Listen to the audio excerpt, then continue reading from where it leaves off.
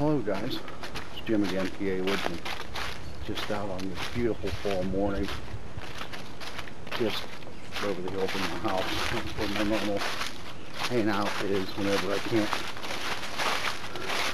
go too far because of time restraints, which is one of those.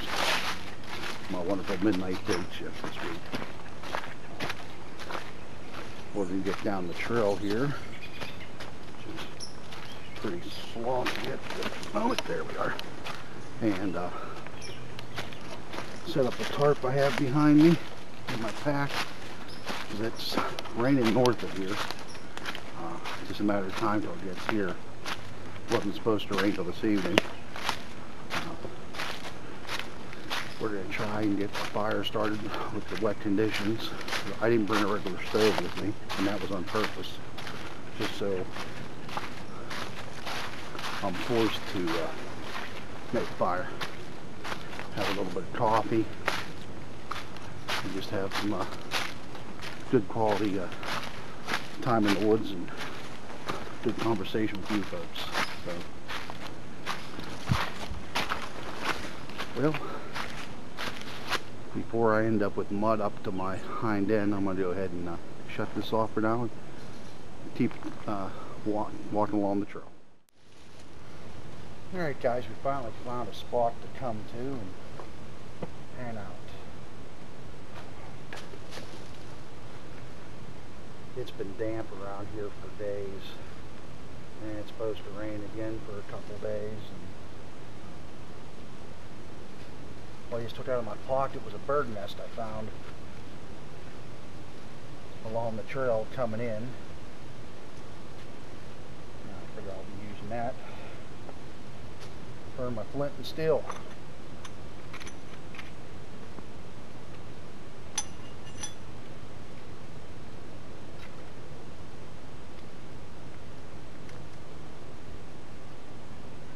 We'll talk more about my camp once we get this fire started.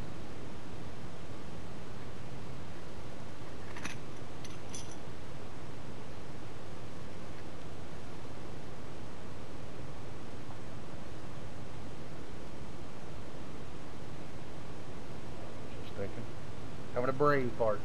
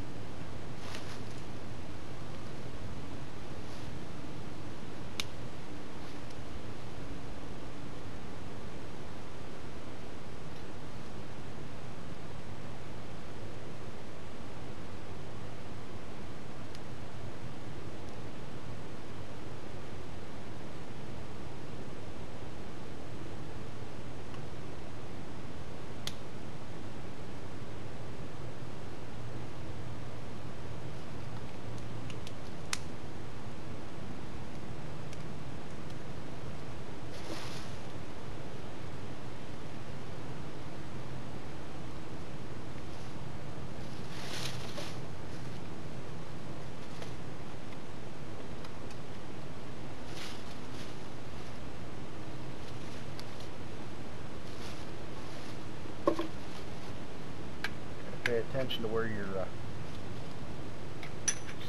flint goes to, because it's so well blended in with this stuff.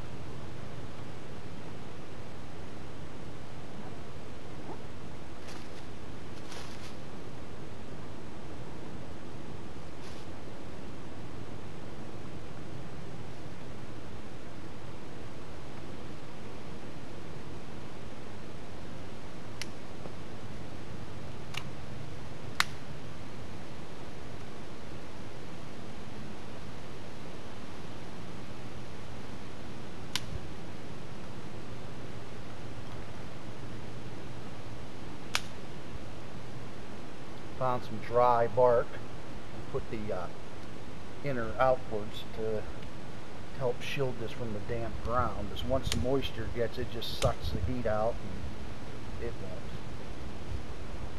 do well at all.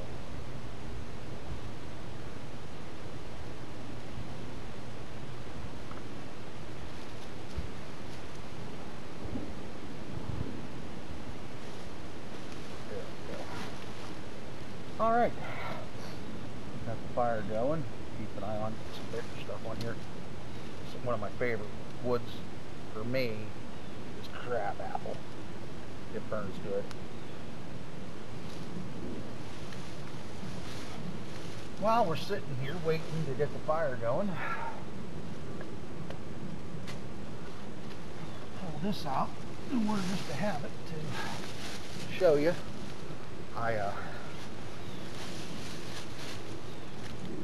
Everyone knows my good friend out there, Ryan, up in the Upper Peninsula, Michigan. I got a box from him in the mail the other day, and I opened it up, and surprisingly, because I just mentioned it, I've looked at these before on eBay. I thought of getting one, but I wasn't sure if I'd fit into it, just since I'm a bigger gentleman. But what this is, for my bushcrafting times,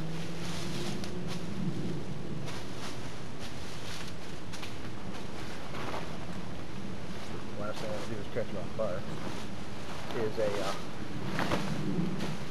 Gore-Tex military bivy bag.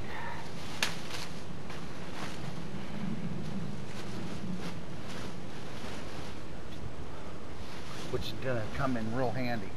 Now I just got to get a sleeping bag again so I can utilize it. I might just get one of those fleece bags, or I may just get a wool blanket, military surplus, and utilize with this. This is going to be my bushcrafting stuff. Behind me, you're seeing one of those cheap poly tarps that I paid like $9 for.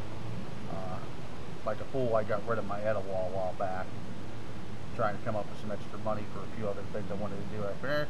Oh, I'm not going to use it that much. Well, you live, you learn. So, but we're just going to sit around here for a while, relax, enjoy the day. Like I said earlier, it's a cool, crisp October. I wanted to go out and do some hammock tanning last night, but the weather was just not suitable for it. Really windy, and chance of trees coming down and that. I'm there. So I really want to hit by a Widowmaker, or have my good tarps destroyed just for one night when there's a lot more time to go out and play. So I decided to just stay home and skip that. So.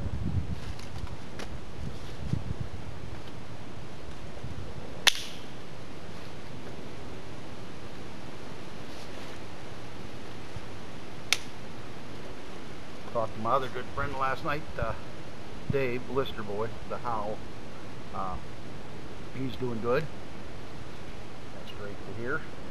Talked to Bill, wall hiker, last night. Had a really nice conversation with him. Good talking to you, Bill.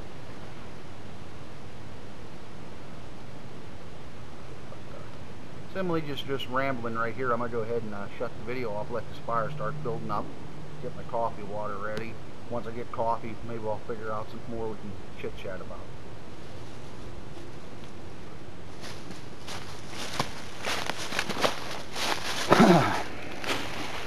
Well, while I'm up, I'll take you around my little bushcraft campsite. Just some cheap Walmart $2 cord here. And in the back, I just drove some, where's my tarp here? Sorry guys. Drove some stakes on the two corners. If I was actually going to spend the night here, I would finish up the other two stakes as well.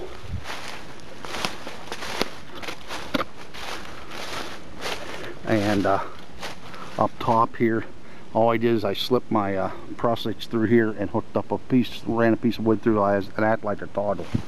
So one thing you'll have to watch with a shelter like this is anything that's man-made, more or less, unless it's flame retardant, there's a chance of this melting. We really don't want to get a real humongous fire going there, raging. We're just going to have one where I can have a nice bed of coals to heat my coffee, and maybe enjoy some of the residual heat that's coming off of it. So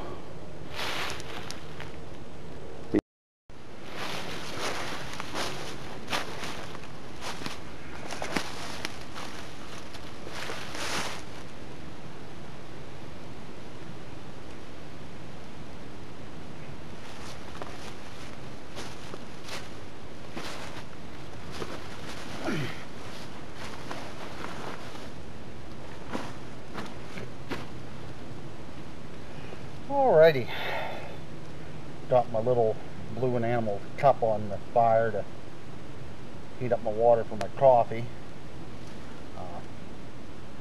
Today I just more or less brought my bush crafting stuff, my little survival kit. I do have my water filter in here, but if I really wanted to purify the water besides the thing, I do have this. I was going to bring my plastic jug with me, but instead I brought this nice Ice Age stainless steel water bottle. It was sent to me by Oregon Mike. Thanks again, Michael.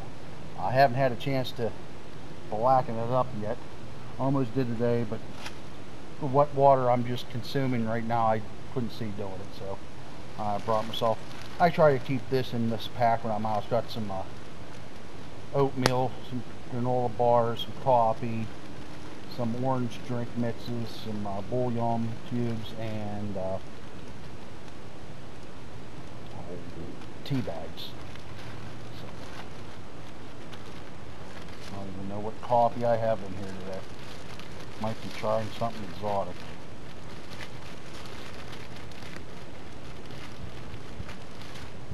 You know, what do we got here? We got the Columbia Viva. These were sent to me.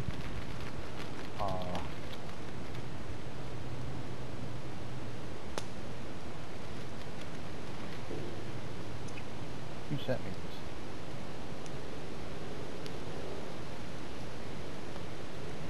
I'm not going to say, because I'm not 100% sure now. It's been a while since I've gotten these, and I don't want to give credit to somebody that didn't send them to me. You know, I have a lot of great friends out there on YouTube. That's what I said about whenever we did what did you learn from YouTube? Friendship was the key. So I don't know if I ever showed this before. I got this nice orange survival bandana from Ryan as well, fixed by Doc. It just has some pointers on here for identification on finding the North Star, some common knots, just some stuff to think of if you're in a survival situation you're not thinking straight. In the bag here I also have my flip cards with the track marks for critters that I'm not too sure of their tracks. Let's see, I've messed around with my knife since the last time. I took my Mora and wrapped some 550 cord around the sheath, put a little bungee cord around the handle so it doesn't fall out.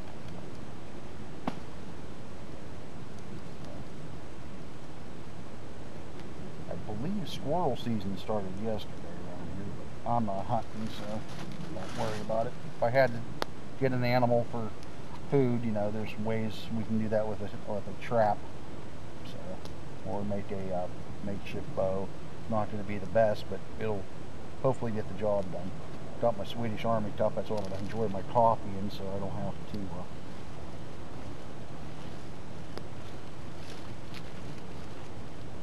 drink on that hot ring of the cup there. So.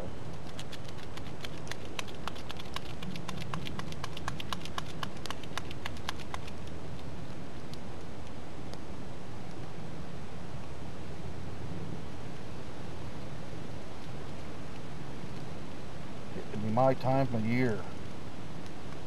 Me and Scott, my teether, was discussing the other day about another winter hang.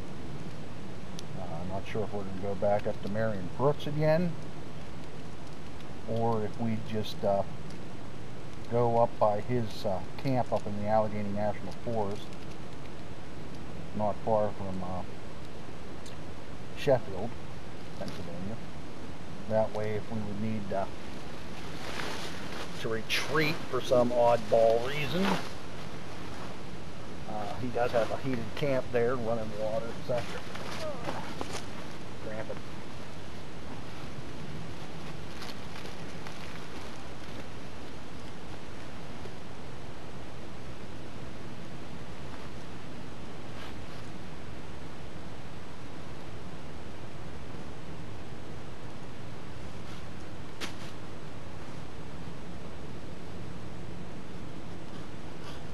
Whew, that was warm, even with this bandana holding it, folks.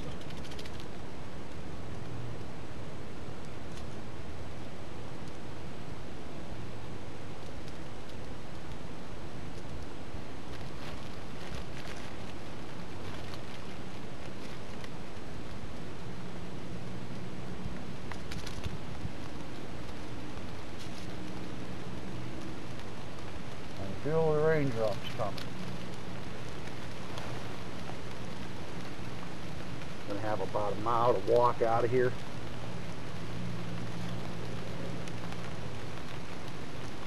Got my rain gear.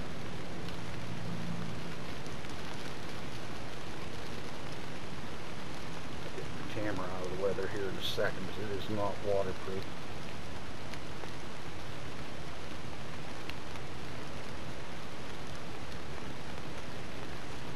He's back there for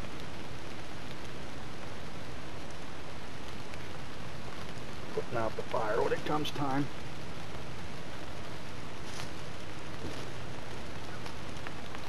Some good heat.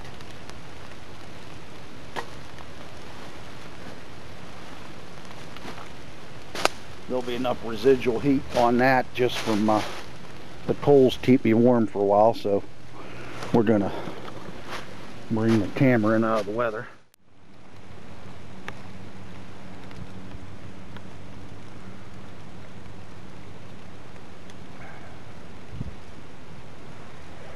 Hope the weather cooperates for next weekend for the camper. Probably do a little day hikes with the wife and child. And, young lady, I want to call her child. Poor thing just got done with getting pneumonia for the second time. She got this time last year, so we're going to probably go ahead with the pneumonia vaccination to help keep her from being so susceptible to it. So.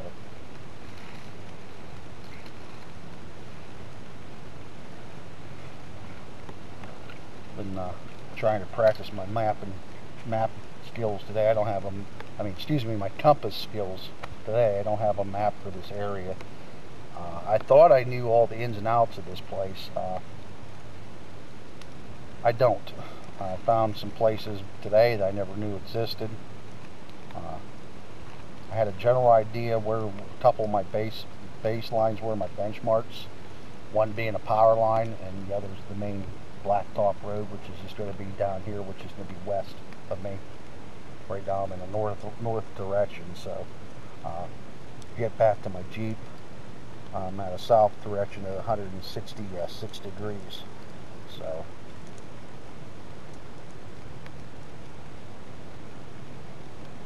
in case, but I know where I'm at now, so I can get back in the Jeep, no problem.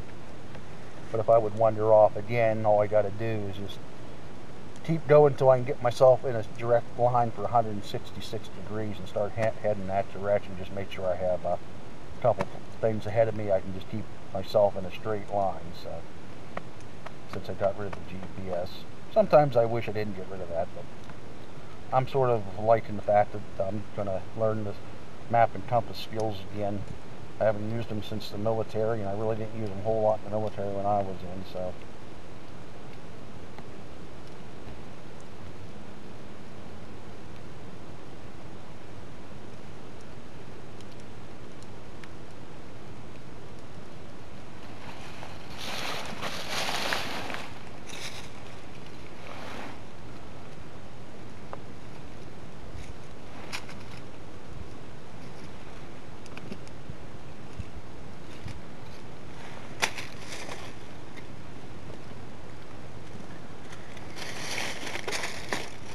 wood burns up pretty quick. I was watching a video the other day of the Mike Bush craft part, and he was showing different stuff you can do with like resins and the pine trees and stuff. He's a fortunate gentleman to have a lot of those resources that we don't have here in this hardwoods. You know, I don't have a lot of pine trees around. I know a couple little patches which are not in the area I'm at right now, so I'd have to walk by about here. I'd say about half a mile to get to the closest pine tree, and it's just little patches, so it isn't like a forest like he has of them up there. So, and it's not the same pine that he refers to, which is the balsam fir, with you see a lot of resin bubbles on the outside. Very rarely do you see anything like that around here.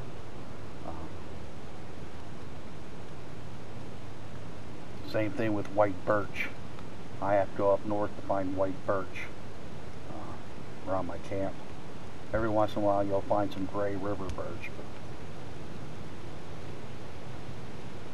So a lot of times when you're starting fires in these north woods, you really got to use a lot of dry grasses and grapevines, dry inner bark, find like I did the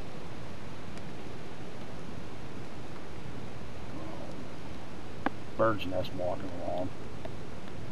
And then you're going to have your fail-safes, your backups, like your petroleum soaked cotton balls.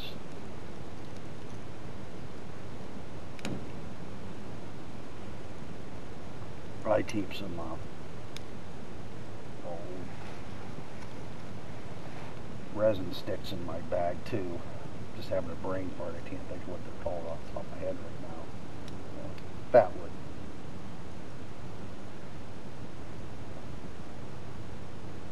Well guys, I'm not just going to keep around. This video will go on forever if I'm just here talking, so it's pointless to just keep chatting away like this. So I just want to say, as always guys, thank you for watching my videos. Thank you for subscribing. Thank you for becoming good friends out there in YouTube. I really appreciate y'all.